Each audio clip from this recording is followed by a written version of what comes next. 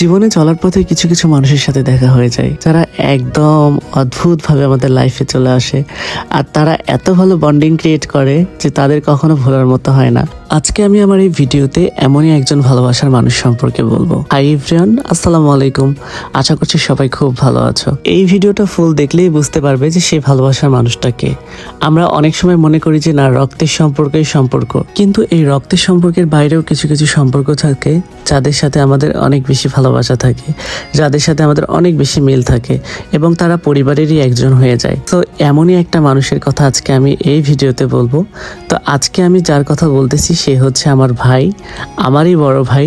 সে কুমিল্লার দেবিদ্বারে থাকে, আর তার সাথে আমার পরিচয় জাস্ট অনলাইনেই। আমি আগে লাইভ করতাম, লাইভের থ্রুতেই তার সাথে আমার পরিচয়। আজকে প্রায় 2 বছর হয়ে গেল তার সাথে আমার পরিচয়।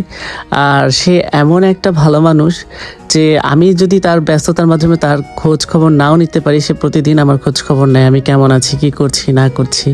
সো এই ব্যাপারগুলো আমাকে অনেক বেশি মুগ্ধ করে এবং অনেক বেশি ভালোবাসা তার প্রতি আমাকে জাগায়। আমি প্রিভিয়াস যে ভ্লগটা আপলোড করেছি সেই ভ্লগটা যদি তোমরা নোটিস করো তাহলেই বুঝতে পারবে যে ভাইয়া আসার সময় কত কি আমার জন্য নিয়ে আসছে। আর এখন আমি বের হয়েছি জাস্ট পটল নিব, সে আমার পিছুই ছাড়তেছিল না, আমার সাথে সে বের হবেই। সো আমার সাথে সে বের হলো।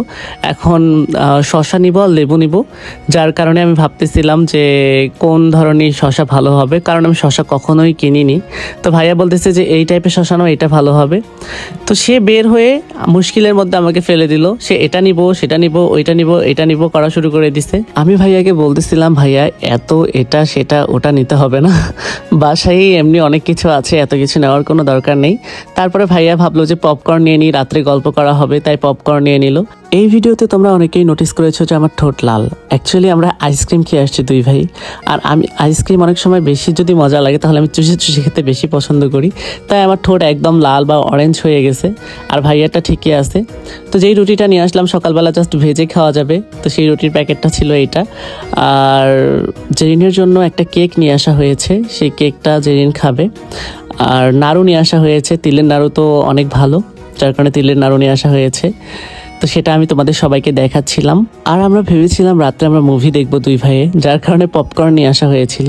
ভাইয়া দুপুরবেলা লাঞ্চ শ্বশুরবাড়ি করেই এসেছে, যার কারণে ভাইয়াকে আমি কিচ্ছু খাওয়াতে পারিনি, বিকেলে জাস্ট একটু নুডলস খেয়েছিল। আর এখন ভাইয়া রাতের ডিনার করবে। রাতের ডিনারে ভাইয়ার জন্য পটল ভাজি সে লম্বা লম্বা করে পছন্দ করে, সেটা করা হয়েছিল, ডিম ভুনা করা হয়েছিল, গরুর গোস্ত রান্না করা হয়েছিল। সো ভাইয়া বলতেছিল যে এত কিছু করার কি দরকার ছিল, পাশেই কাচ্চি ভাই ছিল, কাচ্চি ভাই থেকে আমরা 3জন ডিনার করে চলে আসতাম। তো আমার এরকম একদমই ভালো লাগে না যে বাসায় কেউ আসছে আর তাকে নিয়ে আমরা রেস্টুরেন্টে কোনো কিছু খাই, যার কারণে ভাইয়া আমরা সবাই খেতে বসে পড়লাম। আর আমি ভাইয়ার প্লেটে ডিম তুলে দিচ্ছিলাম।